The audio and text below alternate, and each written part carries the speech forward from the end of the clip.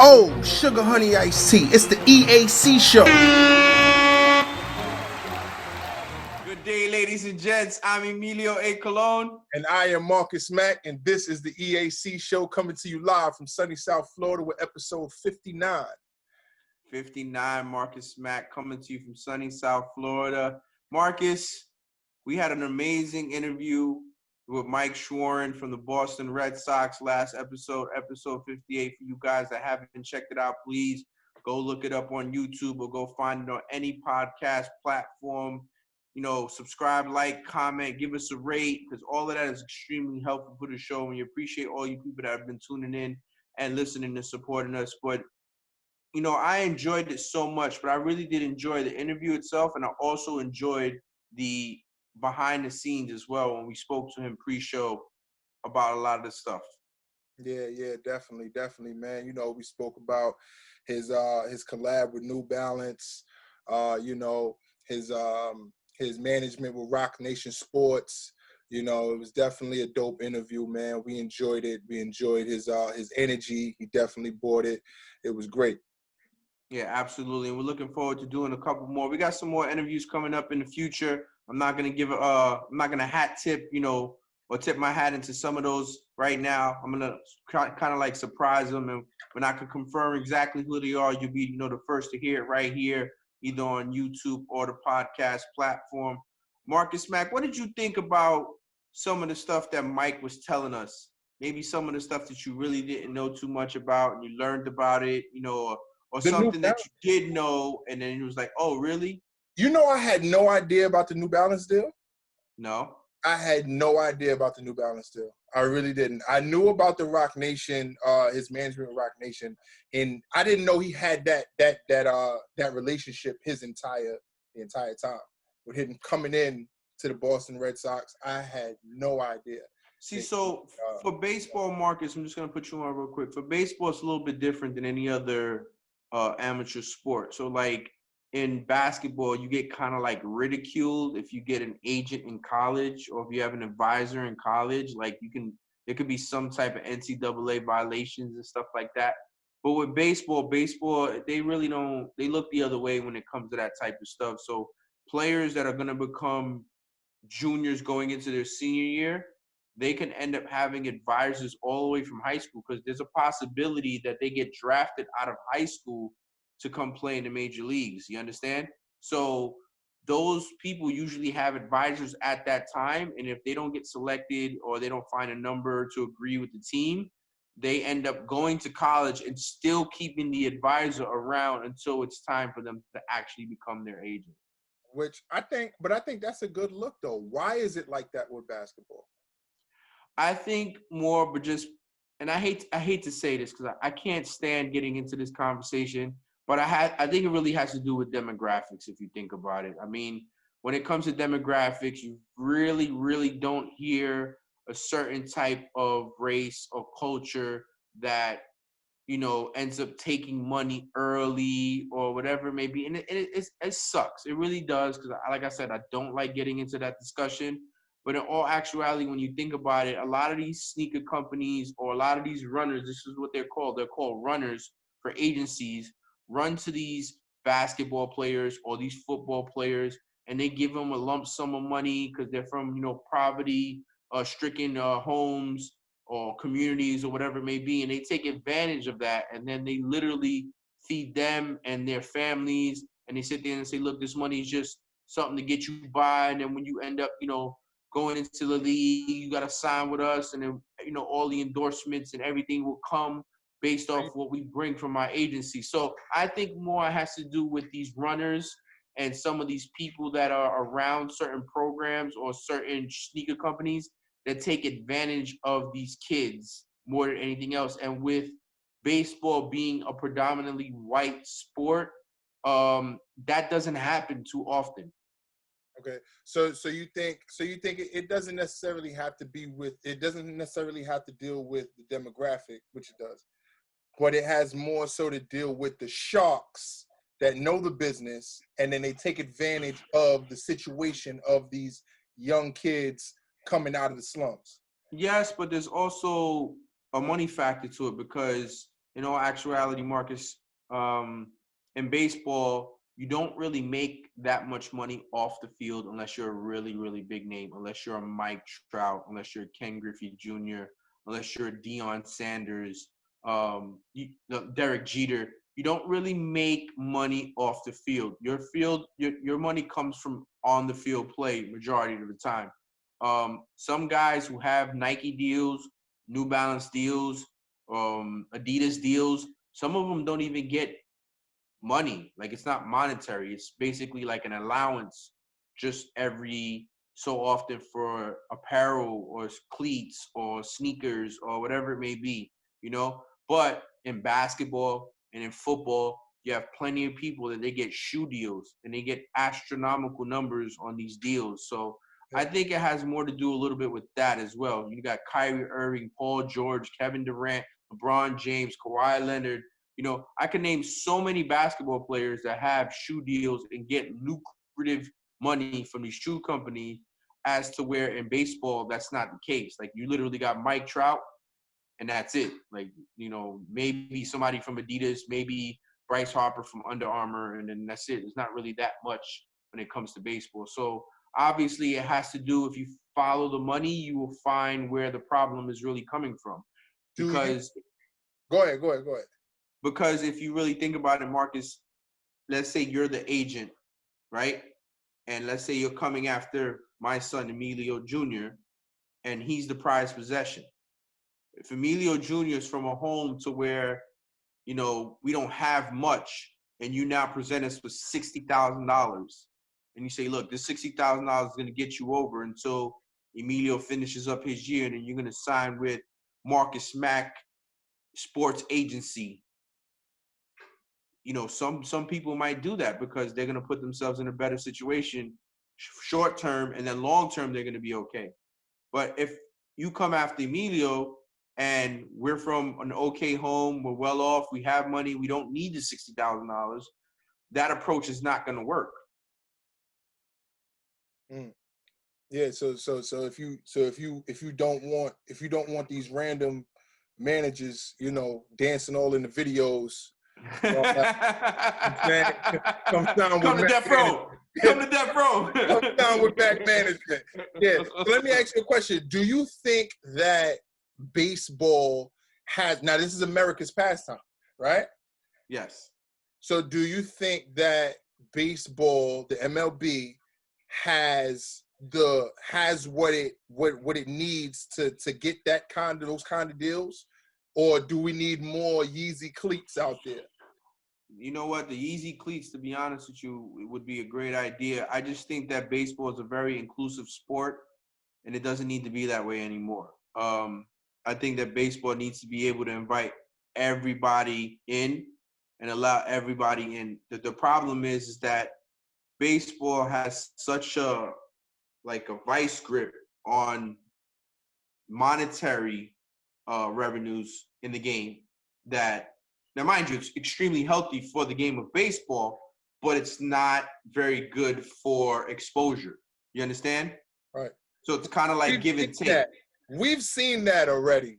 This last 2 months with the MLB mayhem has been a perfect display of the exclusivity and the business of that is Major League Baseball. So the inclusiveness of baseball allows it to be as profitable as it is. So if you really think about it, if you open it up, some of those revenue streams of income might be affected in some way, shape, or form. You understand? Because if you're charging for content left and right, and then all of a sudden now you want to make it open source and free for everyone, you get the exposure, but then you don't get the monetary value that comes back in return. Do you understand what I'm trying to say? Yeah. So in all actuality, it's almost like a catch-22. It's like a damn if you do, damn if you don't. I do think that there are certain things that Major League Baseball would like to exploit. One of them being mics on the field, as we discussed plenty of times on the show, Marcus Mack.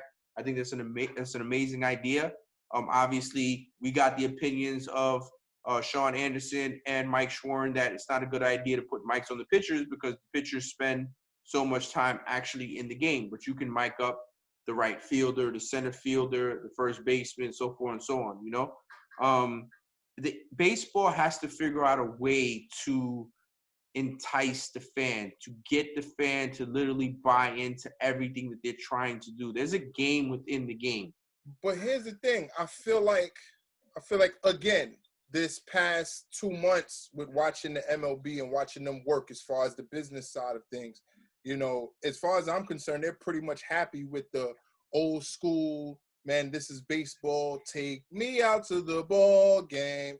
This is the original, like, you know, just home field type of sport. We don't need to exploit anything. We don't need that. Whereas you know, baseball or football, they're more pro-fan. Yo, let's feed the people. Let's give them more content. Let's give them more stuff to feed into this sport. Whereas baseball is like, we are the MLB. Who cares? Baseball, I agree with you. Baseball is definitely in a if it ain't broke, don't fix it kind of mentality. Right.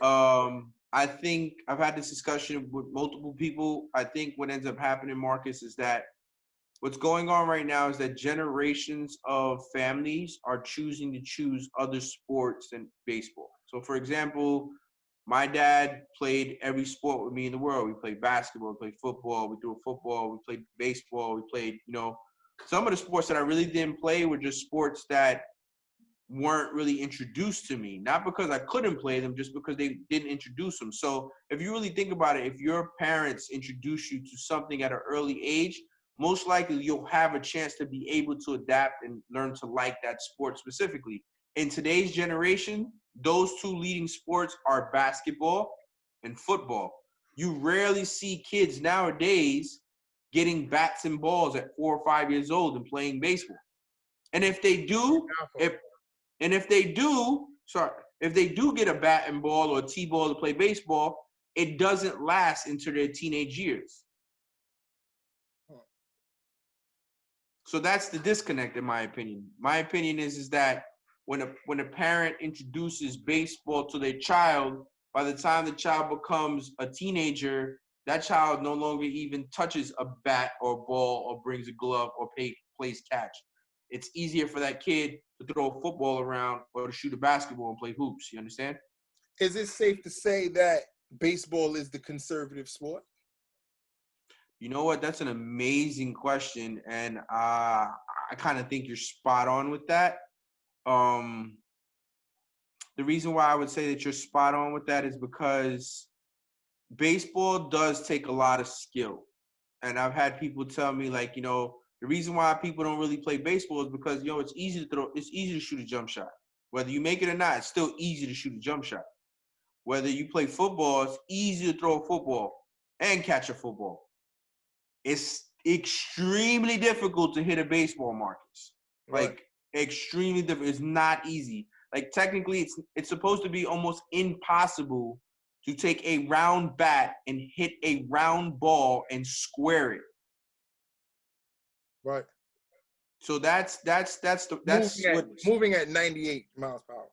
Yes, exactly. Moving at the blink of an eye. You just blink. So that's how fast it is. Like, seriously. Right. Like, it's extremely difficult. So, you know, I've had people give their opinions back and forth on why they feel it's happening, but we have to learn how to adapt, just like every other sport is doing a good job of. Major League Soccer is doing an amazing job of growing in the United States and in Canada, and many of people are starting to be introduced in North America to the MLS. Well, I think what Major League Baseball needs to do is analyze all the sports, see who's growing the most, see what's working with that, and try to follow or kind of like piggyback off what they're doing and see what works in their arena. From what I've seen thus far, and I could be wrong, is you know, baseball is more of a father-son sport. It's not a young man sport where it's like a kid grows up, I want to play baseball. It's one of those things where, like, dad passed it down from grandfather to Agreed. dad. I totally agree with you, but it can be. It can be, but you have to introduce new things. You have to literally introduce new young, vigorous things that guys can do at baseball games. And like how you said it yourself, Marcus, miking up the field, turning the field really, really hot to where you can hear everything that's going on is something that will bring attention. It brings a new element to the game. I'm saying, and you know what's crazy is that I really feel like that the people who are in charge. I don't want to make a shot at this guy, so I'm not even. You know, the people in charge, I think they probably see it best that it stays the way that it is. You know, because then you'll have so many different arms reaching in, not to take, but to help and grow, that it'll become out of certain people's power. Certain people, we're not saying one particular person, but of course it's not one particular person. But, Marcus, it's very crazy that you actually brought this up just now, because I had this discussion earlier today with somebody off the record, and what they were basically telling me that Major League Baseball, in order for them to grow and move forward, they need to get rid of the old guard that they have with people in place and people running the league, because their mentality is an old way of thinking. And in all actuality, MLB teams have learned to adapt and hire new GMs and hire younger GMs and adjust to different ways of attracting a certain player to a team and spending money and analytics and numbers and all types of stuff. But the only thing that hasn't changed is the hierarchy, the people on top. They're still ancient. They're still dinosaurs. They still have that old pastime mentality. And until that changes, until you bring in like-minded thinking, analytics type people, it's going to be the same. I think it's definitely what you said. Like, you know, you need the young, youthful energy. You know what I'm saying? Like, I love the energy that comes with football. You know what I'm saying, big shout outs to Shannon Sharp. You know, I'm a big fan of him. As a matter of fact, happy birthday to Shannon Sharp. We're definitely. Wait. So here's a quick question: are you a fan of Shannon Sharp when he's on the show with Skip, or you a fan of Shannon Sharp when he's on social media and he's drinking that yak? I am a fan of Shannon Sharp altogether, because no matter where Shannon Sharp is, Shannon gonna have that yak. I want to give a big happy birthday shout out to Shannon Sharp, man, and Skip too. Big shout out to Skip. Word. Yeah, big shout out to Shannon Sharp. So Marcus, our first topic on this Effing Friday episode, we got a little bit further along on the dialogue that we talk about MLB, and that's dope. That's fine. I love that right there. It's basically how MLB is about to start up. You know, we got the start dates, which is going to be, you know, July 24th to the 26th. That's going to be opening day weekend. All the players have to report back July 1st for their quote-unquote spring training 2.0. Extremely excited about that, but there is some growing concerns about certain things that's going on in certain states, Marcus Mack. Yeah. Well, you know, the numbers are spiking, and it just so happened that the areas that they're supposed to be in, one particular one is Houston. I'm saying the numbers are spiking. You got Houston, Arizona, which these were the main places that we spoke about when, you know, they was first opening back up, when the world was opening back up. These were the places that were opening up first, you know, Florida being one of them. And these particular markets, the numbers, the COVID cases are going through the roof. Phase 2, I think New York is in phase 1 right now. You know what I'm saying? But notably Houston, Phoenix, you know, these places, the numbers are astronomical. Speaking of, like, you know, where it was and where it should be now, should be coming down, it's spiking back up. Yeah. So shout out to the KBO, Marcus Mack. KBO is the Korean Baseball League. KBO still going on. You guys can check those games out on ESPN. They kind of figured out how to handle it and what they can do. So I think Major League Baseball should follow their protocol, because they're doing a great job of making sure that everybody's tested, everybody's temperature's checked. If anybody comes in contact with anybody else, you know, they quarantine them off, keep them away from everybody, sanitizing everything under the sun. you can put these people in controlled environments, Marcus Mack. So it's definitely 100% possible because the KBO is doing it right now as we speak. So Major League Baseball, all you necessarily really have to do is just follow what they're doing, and you should be okay. The KBO has been going on pretty much this whole time during the coronavirus pandemic and hasn't missed a beat. So if you could just follow what they end up doing, follow their protocols and follow what they're doing, you guys should be totally okay. I'm looking forward to this season being played, Marcus Mack. I'm so looking forward to baseball being back, as we spoke to Sean and as we spoke to Mike as well about the season. And I want to see the product on the field. I want to see the home runs. I want to see the strikeouts. I want to see the competitive environment. Everybody misses it. But don't forget that this is going to be the first out of the four. No, sorry, I'm lying. Hockey will be the first. But out of the major sports, MLB will be the first one to take the field before anybody else, because you got July 30th will be the NBA, MLB will be the 24th to the 26th, and then everybody else after that. Yeah, I definitely want to see the sport continue, but you know, I think everyone's health is definitely the most important thing, especially since, you know, we personally know some Major League Baseball players. I think that, you know, their safety as well as the fans, you know, everyone's safety, and once the public's health becomes a risk, and that's a factor, that's a big thing that needs to be taken care of. So, you know, let's just hope that everything works out for the best, man, because it's obvious that we can't stop the masses from doing what they want to do, but we could kind of control what we do for the most part. And listen, and if you got to stay in, wear your masks, and do what you got to do, because we want to get the United States back to normal. Totally agree with you. Well said, Marcus Mack. So let me get into this promo real quick. This part of the show is brought to you by ElCubanoSandwichShop.com. Use the promo code EAC and receive discounts on online pickups or delivery orders. Enjoy a cafe con leche or that natural pre-workout shot of that Cuban coffee to start your day. The daily lunch specials and their steak sandwich is next level. Once again, you use the promo code EAC. That's ElCubanoSandwichShop.com or 954-906-5110. Remember, use the promo code EAC, and that's El Cubano Sandwich Shop in Coral Springs. Marcus Mack, this is our F It Friday episode 59. Marcus Mack, we're going to get into some basketball, which is about to start July 31st in Disney World, and they're calling it the Orlando Playoffs. That's basically the name that they've been giving it. I'd rather it be called, you know, COVID basketball, because COVID basketball sounds better to me, like, honestly. Like, real talk. Yeah, well, you know, of all the places, you know, you wind up in Disney, and right now the numbers are spiking. You know, you guys know we're right here in sunny South Florida, and Orlando is not too far from us in Central Florida.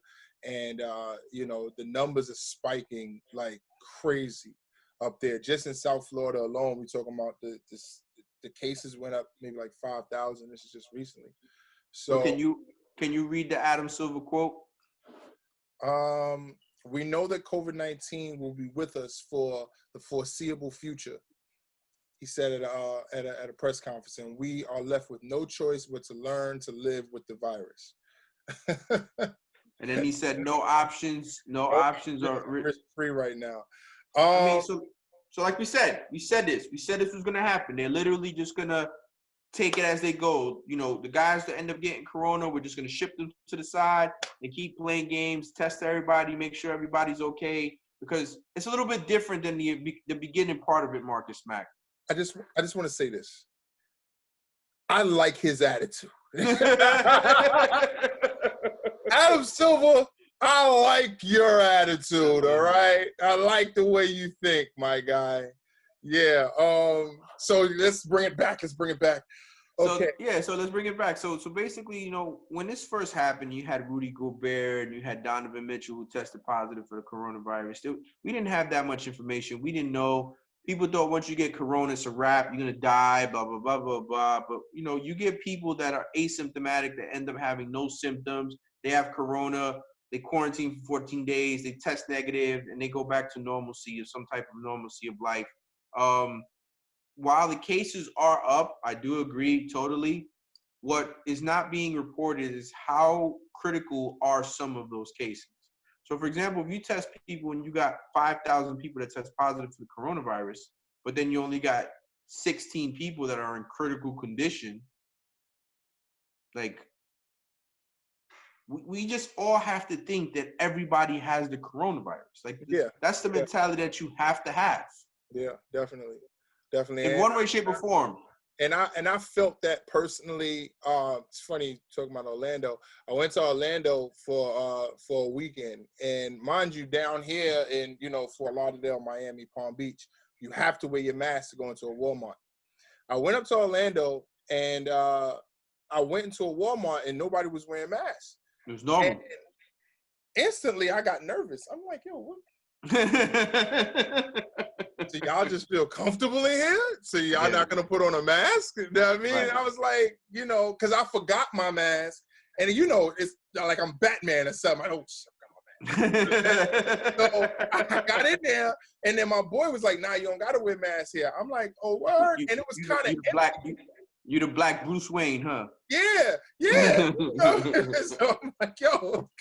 So I'm like, yo, I walk into the store, and then I'm like, okay, it's not that many people in here. But when I get to an area where there was a bunch of people, I'm looking around, and it started to hit me. I'm like, so y'all ain't gonna wear no mask? I went back outside and got my mask. I said, man, y'all tripping. I can't do it, man. I just can't. I'm actually a little bit excited, Marcus Mack. Also today, the NBA released their schedule for who's going to be playing who during the season over this Orlando playoff. These quote unquote what the EAC Show names as the COVID Basketball League now. It's really exciting because to start off the season, there's a couple of teams that you really, really want to see. I know you can't wait to see. I just can't wait to be King Zion. Yeah, man. So they playing the Utah Jazz, and Lakers playing the Clippers. I think I'm gonna call him Baby Simba. Baby Simba, dude. Like seriously. Big shout out, yo. What's that? I think it's a girl too, isn't it? That does those cartoons. The Disney. Like she redoes the logos. Oh yeah. PK. I think it's PK Air Design. I apologize if I said that. Guy? Yeah, shout out to her. Yeah. She does from Australia. Right. Yeah, those are really, really dope. It's crazy because I think she made something for Zion. Oh, really? December. I think so. I gotta see it. I don't remember. I think she made one for every team. No, she did. She did make one for every team. I just don't remember it off the top of my head. We posted it on the EAC page, but I just don't remember the actual logos. The only one that I do remember was the Lakers was the Mickey Mouse head, and Utah Jazz was Bambi. No, that was the Bucks. No, that was the Bucks. That was the Bucks. That was the Bucks. That was the Bucks. But I'm looking forward to seeing all these games. I'm looking forward to who's playing who and stuff like that. It's going to be exciting to actually see some basketball. Oh, they did release, Marcus. I didn't send this to you. I forgot. I'm sorry. They did release that there is an attire that you have to wear at the games. So you don't have to wear suits. You could wear shorts, polos with team logos, stuff like that. So they want coaches and players that are on the bench to be casual as possible because they come in to sunny South Florida. Well, they're in Central Florida, but they come into South Florida. Right. So wait, that's the whole league? Yeah. Yeah. Well, if anybody's gonna dress real spicy, it's gonna be the players. I don't know. Listen, there's not one other league other than the NBA that dress as spicy as the NBA. Listen, some of them will be questionable. Well, yeah. Big shout outs to Russell Westbrook. Shout out to him because his swag is impeccable.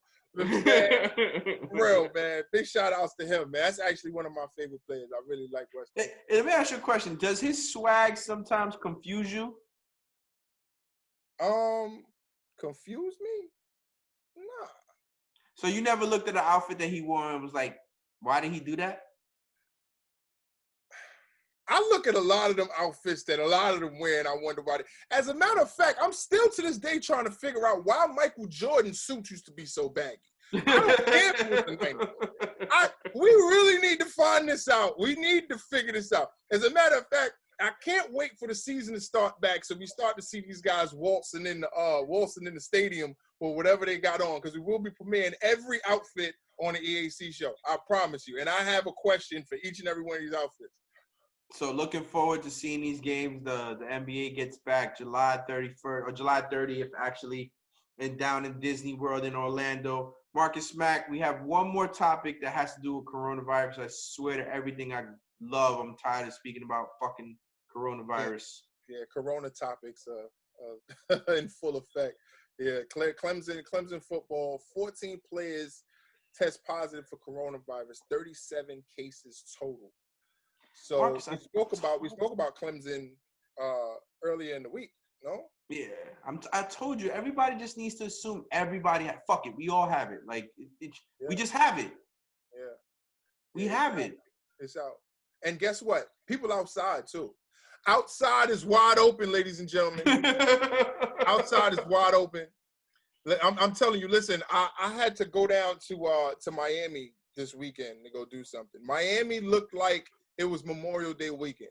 Anybody that knows in the United States of America around Memorial Day weekend time, everybody goes to South Beach, right? Yep. Especially New Yorkers, especially people on the East Coast. Man, outside is open. Yeah. Wide open. I'm talking about girls dancing on cops. It's live outside. So here's my question to you, Marcus. College football is definitely a big money maker for a lot of institutions and programs and stuff like that.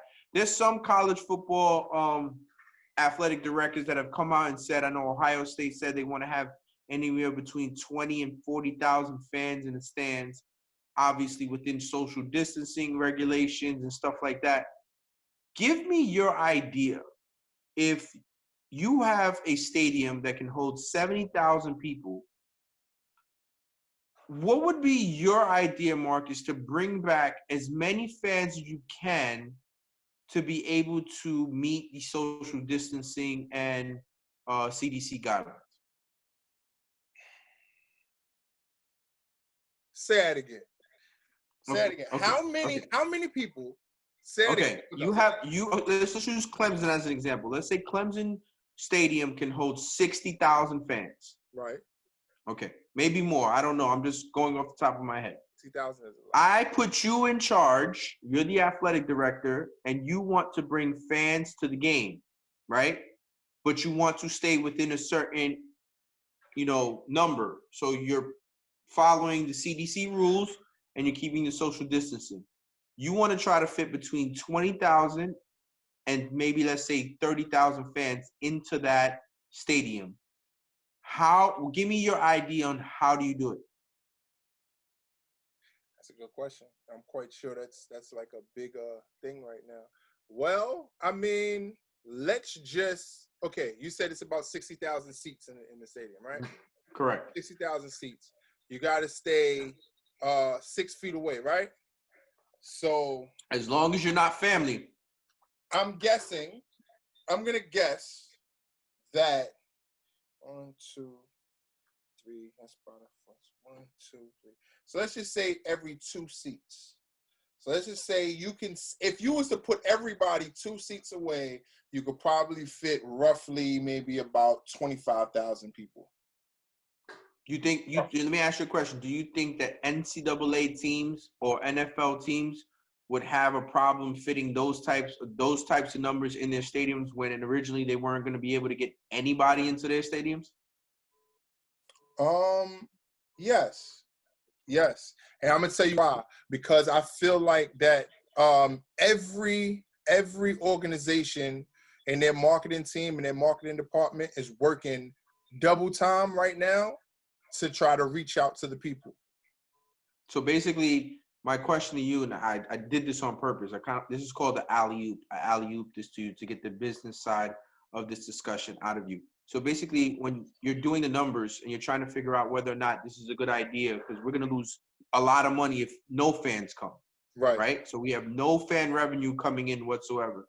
So if we can fit 20 to 25% of our capacity inside of the stadium, at least that's 20 to 25% that we're getting that we weren't getting before. Right. So in a sense, when it comes to owners of professional sport teams, or when it comes to these programs, these universities and stuff like that, they want to create revenue as much as possible. So in their case, where they already see as fans not coming as a loss, 100% loss, they want to mitigate that loss as quickly as possible. So when I gave you the platform to sit there and think, you just came up with a great idea. If I'm a 60,000 seat stadium and I have to put everybody 2 seats away from each other, I'm pretty sure I can get between 20, 25, or 30,000 fans in the stands. Percentage wise, because you're saying, like, let's just say, we used to just do the math, 2 seats for every, let's say 4 seats. So it's 1 seat, 2 seat, 4. So there's 4 seats. And then you divide that into whatever. So I'm thinking maybe about 20 to 25,000. Now, if you can present this and make it make sense to the people making, the regulations, because that's before we talk about any kind of money, we got to take care of the regulations first. We got to pass all of the, once we get those stamps to say, okay, you guys are safe, man, pack the stadium. There you go. Pack it.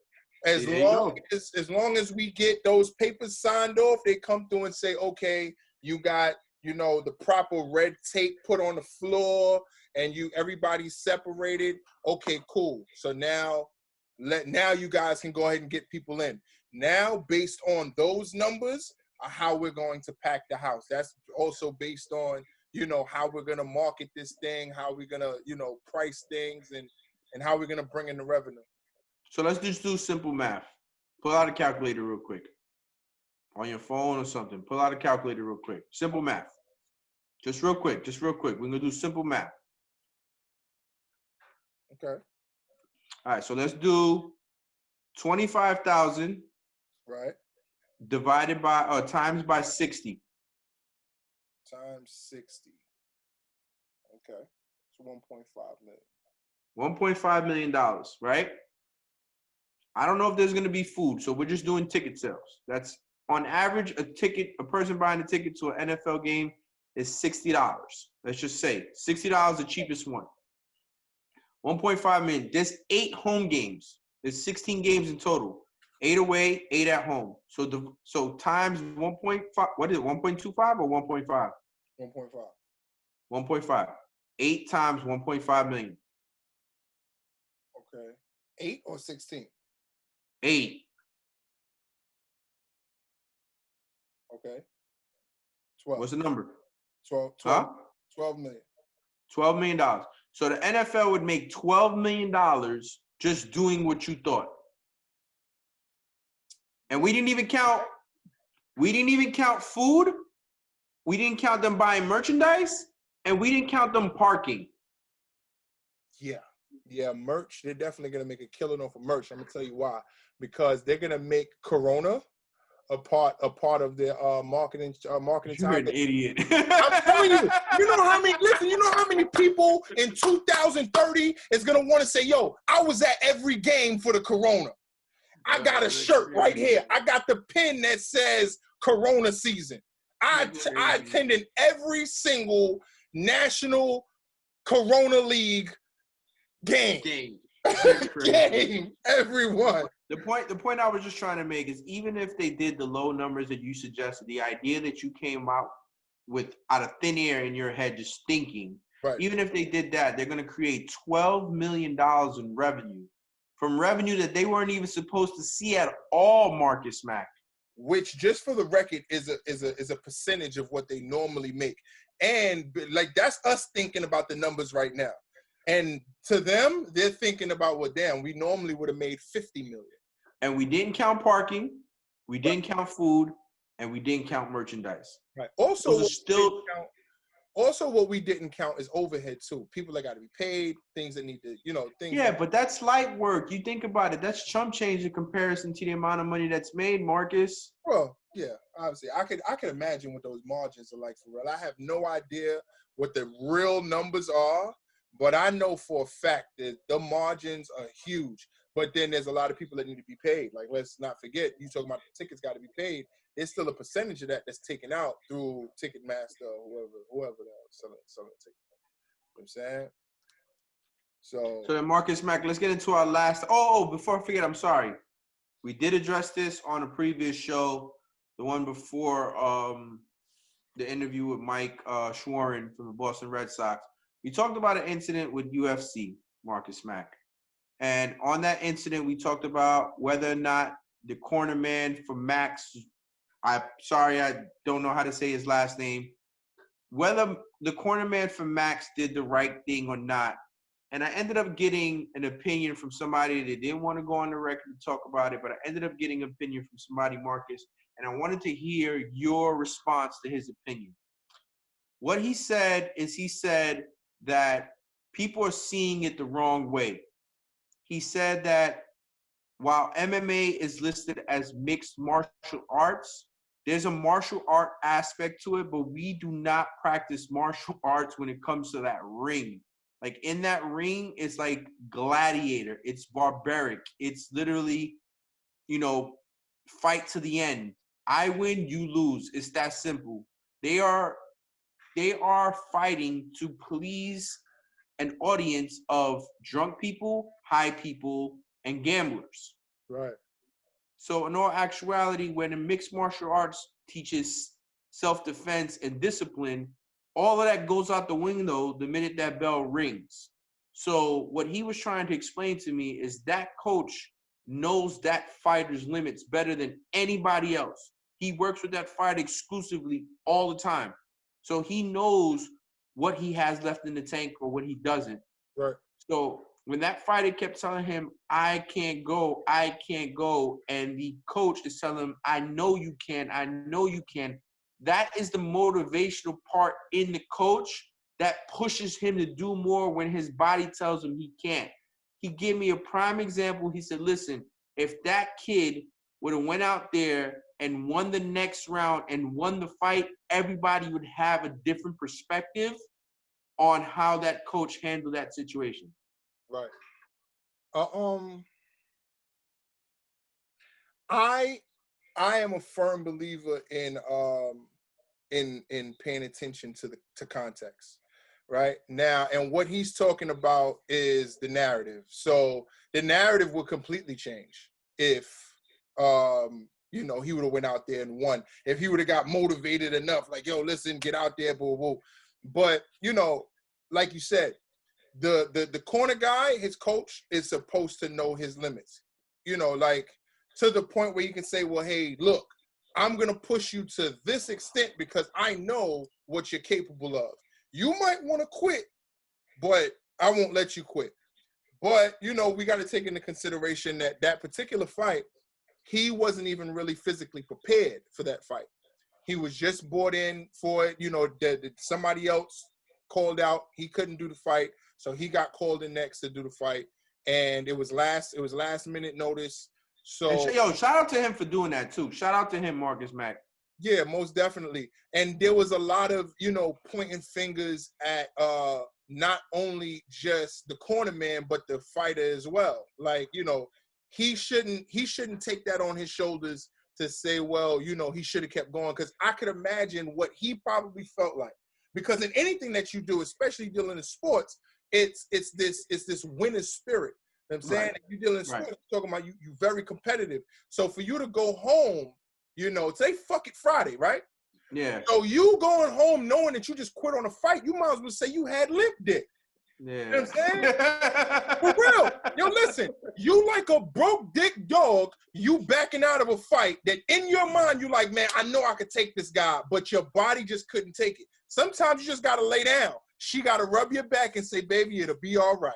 Listen, Marcus. I definitely do appreciate, because I was big on the corner man the episode before, And I was definitely appreciative to actually get the opinion of somebody that's in the trenches, that's sitting there doing the work in this MMA, UFC arena, and to hear his perspective on how he saw it and how people should look at it, because it's easy for people to depict certain things when they're not in that environment and they're not hands-on and stuff like that, and have an opinion, a very judgmental opinion about it. You know, it's different when you're actually working with the person, you know the person, you're with them every day, you know, it's totally different. So Marcus Mack, we're going to get into our last topic of the day. And our last topic of the day is fucking hilarious. Like, I'm just going to let you take it over. Oh, well. So, retired quarterback, NFL star Jay Cutler. Long story short, he's rich and just very bored. So he has some chickens. That's pretty much what we're gonna call it. Jay Cutler's bored. He has some chickens, and come to find out that he has a serial chicken killer in his backyard. So what I'm gonna do is I'm gonna put right here, coming up, I'm gonna put the clip of him staking out to find the chicken killer. He has on some night vision goggles. He's suited and booted, looking for this guy that's killing his chicken. All right, guys. Obviously, things have escalated. Old Blue's in the coop with his sidekick. We feel good about him. Just don't want him to have a bad night. So, back up is me and Mark, my neighbor. We got some night vision goggles from our buddy. So we're going to sit here and make sure that Old Blue's got I already heard something. Make sure Old Blue has a good night tonight, and whatever happens, happens, you know. But saga continues. So we'll keep you updated if anything happens. All right. Just climbed down from the kids' treehouse to a little break. Had a coyote skirt by it. Maybe like 8:45, just kind of cruising by. We had a call out, so I think just kind of reacting to that. Gonna get a quick bite to eat, some water, fuel back up. I think head back out. I think whatever's hitting them is probably, well after midnight. So late night, just thought I'd check in, let you know where we stand. Check the coop. All secure. Big Blue literally wanted to fight me as soon as I peeked in, so felt good about that. His sidekick was acting all crazy too, so I think we're in good hands. Hopefully get some action. We'll see it though. Listen, I want to be Jay Cutler rich. Can I please get Jay Cutler money? Because I want to chase chicken. When I asked you when to say, I said I wonder how much he's saving in taxes by having them chickens back there. And My man, killing his chickens is messing up his program. Is this guy a fucking Navy SEAL for fucking chickens? Like, I'm fucking confused. Like, I saw him. What company did he get those night vision goggles from? Somebody sign him now, because you could do a bunch of commercials for night vision goggles. Real talk. So shout out to Jay Cutler, who's living his best life, fucking camping in trees and fucking looking for fucking chicken killing serial killers and shit. I can't even, Marcus, just fucking close the fucking show. Listen, he said, Jay Cutler said, man, I don't know if it's a coyote, I don't know if it's a raccoon, I don't know if it's a monster, but whatever it is, I know they're killing my chickens. This is the EAC Show. That's Emilio A. Colon. I am Marcus Mack. You guys subscribe, like, hit the notification bell. We'll holler at y'all for episode 6. Oh, sugar honey iced tea. It's the EAC Show.